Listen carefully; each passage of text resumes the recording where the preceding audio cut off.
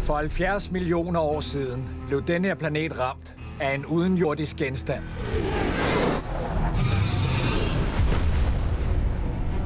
Men det var ikke en almindelig meteor. Alex, jeg har fundet den. John? Jeg har aldrig set noget lignende. Det var den skat, som John Greystoke viede sit liv til at prøve at finde. Der er noget, der trækker os ned. En eller anden mærkelig kraft. Og intet skal afholde mig fra at finde den.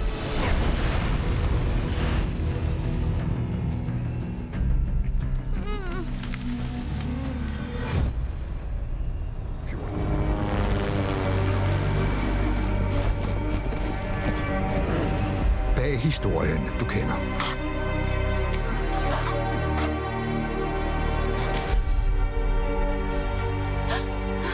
Hvem der? Gemmer sig en anden fortælling. Du er Greystokes søn? Men hvordan har du kunne klare dig alene i alle de år? Vær vidne til udviklingen.